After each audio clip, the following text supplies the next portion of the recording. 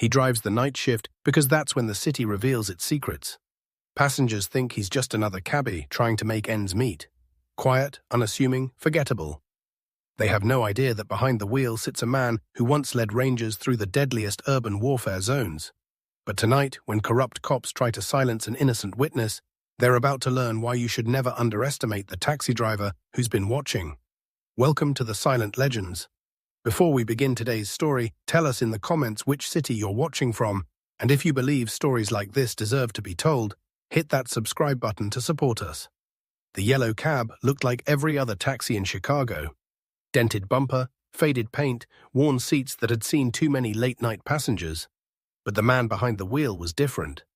Mike Thompson, 42 years old, drove the 10 p.m. to 6 a.m. shift because that's when the real city came alive. Most cabbies avoided the night shift. Too dangerous, too unpredictable. But Mike wasn't most cabbies. Where to, he'd ask passengers, his voice calm and professional. They'd climb in, give him an address, and assume he was just another working-class guy grinding for survival.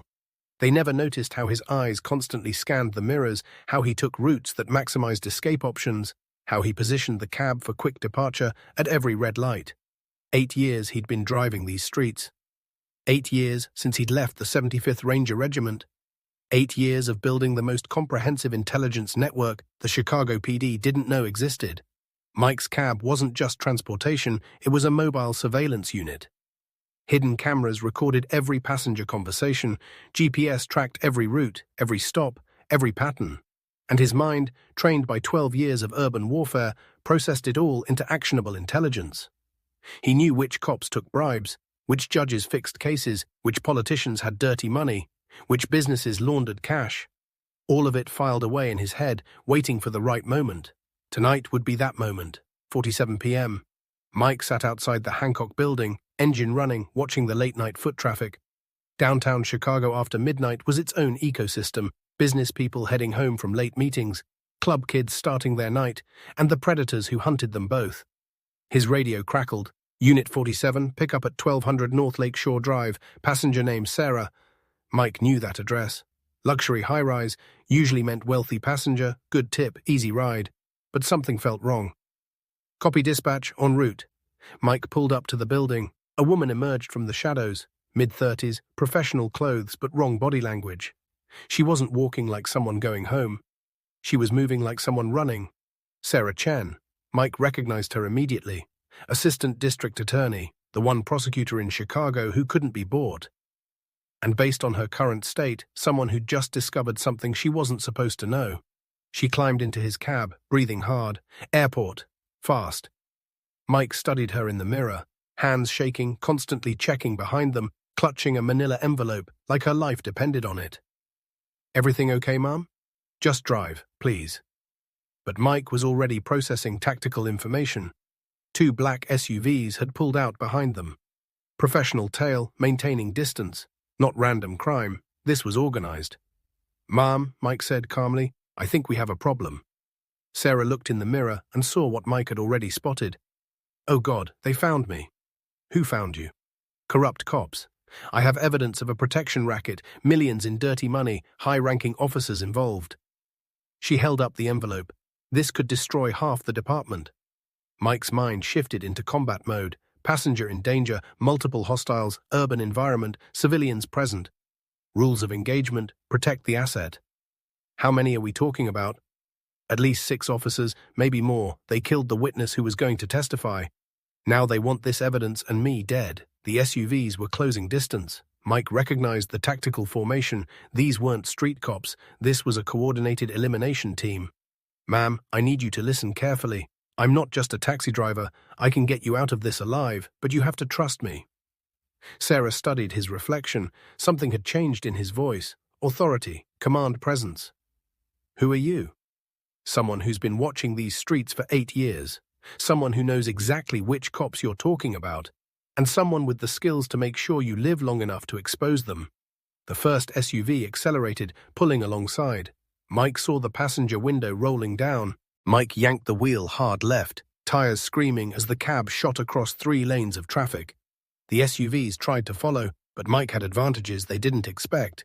He knew every street, every alley, every construction zone in downtown Chicago. More importantly, he knew how to use urban terrain tactically. Jesus, Sarah gripped the door handle. Where did you learn to drive like this? Fallujah, Kandahar, places where wrong turns get people killed. Mike took a hard right into Lower Wacker Drive, the underground street system that most tourists never saw. Down here, visibility was limited, escape routes were numerous, and his knowledge advantage was absolute. The SUVs followed, but they were operating blind. Mike was operating from memory. Call 911, Mike instructed. Tell them Assistant District Attorney Sarah Chen is being pursued by corrupt officers. Give them our location. They won't believe me. These cops have connections everywhere. Then we do this the hard way. Mike pulled a sharp U-turn and accelerated directly toward the pursuing SUVs. The lead vehicle swerved to avoid collision, losing control and sliding into a concrete barrier. 1 down, 5 to go. The second SUV rammed into the back of Mike's cab. The impact threw Sarah forward, but Mike maintained control. Muscle memory from convoy operations in Iraq kicked in. There's a gun under your seat, Mike said calmly. Glock 19, safety's off. If I tell you to shoot, you shoot. I don't know how to... Point and pull the trigger. Don't think about it. Mike led the remaining SUVs into the maze of Lower Wacker's side streets. Down here, it was just concrete pillars, fluorescent lights, and the echoing sound of engines. Perfect killing ground for someone who knew how to use it. He pulled into a parking structure, killed the lights, and waited. Get out, he whispered to Sarah. Hide behind that pillar. Don't move until I come get you. What are you doing? What I was trained for. Mike opened his trunk. Hidden beneath the spare tire was a tactical bag he'd hoped never to use again. Body armor, combat knife, smoke grenades, and his old friend. An M4 carbine, disassembled but ready. 2 minutes, that's all it took to transform from taxi driver to Army Ranger. The SUVs entered the parking structure, engines echoing off concrete walls. 6 corrupt cops, heavily armed, hunting for one witness and her evidence. They had no idea they'd just entered the domain of a man who'd spent 12 years perfecting urban warfare tactics. Mike moved through the shadows between concrete pillars, silent footsteps, controlled breathing. Tactical awareness at maximum. First target, the Overwatch position. One cop had positioned himself at the entrance, blocking escape. Classic mistake. He was silhouetted against the exterior lights. Mike approached from behind, combat knife to the throat. No sound, no struggle, 1 down. The remaining 5 cops spread out through the parking structure, calling out positions on their radios. Professional communication, proper formation, good tactical discipline, but they were hunting a civilian. Mike was hunting them. Sarah Chen, one of them shouted, we know you're here. Give us the evidence and this ends clean. Mike smiled grimly. These cops thought they were apex predators. They were about to learn the difference between street enforcement and combat operations. Second target, the flanker trying to circle around to Sarah's position. Mike dropped a smoke grenade and moved through the concealment. Suppressed pistol shot to center mass. 2 down. Shots fired, shots fired. The radio chatter turned panicked. Third target, the team leader, directing operations from behind an SUV. Mike used the ventilation system to get above him, then dropped down silently. Combat knife again. 3 down. Now they knew they weren't hunting a civilian anymore. The remaining 3 cops took defensive positions, backs to walls, covering each other's angles. Smart tactics. But they were still thinking like cops. Mike was thinking like a ranger. He activated the parking structure's fire suppression system. Alarms blared, sprinklers activated, visibility dropped to near zero. In the chaos and confusion, Mike moved like a ghost. 4th target eliminated with suppressed shots. 5th target taken down with hand-to-hand combat. 1 left. 6 months later, Mike was back to driving the night shift. The corruption scandal had made national news. 17 Chicago police officers indicted. 3 judges removed from the bench. 2 city councilmen arrested. Sarah Chen had been promoted to special prosecutor for government corruption. She'd called Mike several times, offering him jobs with the DA's office, FBI consulting positions, private security contracts. He'd turned them all down. Why, she'd asked during their last conversation, you could make 10 times what you earn driving a cab. Because the city still needs someone watching the night shift.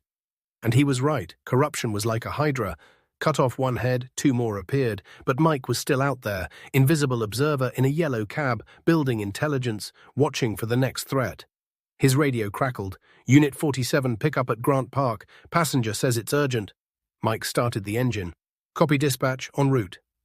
In the rearview mirror, he saw Sarah on the courthouse steps addressing reporters about the latest arrests. She was safe. The evidence was secure. Justice was being served. But the night was just beginning, and Chicago's streets had more secrets to reveal. Mike Thompson, taxi driver and guardian angel, disappeared into the urban darkness, ready for whatever came next. Because sometimes the most dangerous person in the city is the one nobody notices. Sometimes your taxi driver isn't just getting you from point A to point B. Sometimes he's the thin line between order and chaos, driving the night shift because that's when the city needs him most. Now I ask you, have you ever met someone like Mike, someone who seemed ordinary but carried extraordinary skills from their past? These people are everywhere. Your taxi driver, your security guard, your mail carrier. Living quiet lives, using their training in ways you'll never see. Tell us in the comments who in your life turned out to be more than they seemed. Have you ever discovered hidden depths in someone you thought you knew? If this story moved you, don't forget to subscribe. Because at the Silent Legends, we honor those who serve in silence, protect without recognition, and keep us safe in ways we'll never know. And remember, the next time you get in a taxi late at night, look at your driver a little closer. You might be riding with someone who's seen more action than any action movie. Sometimes the most dangerous person in the city is the one making sure you get home safe.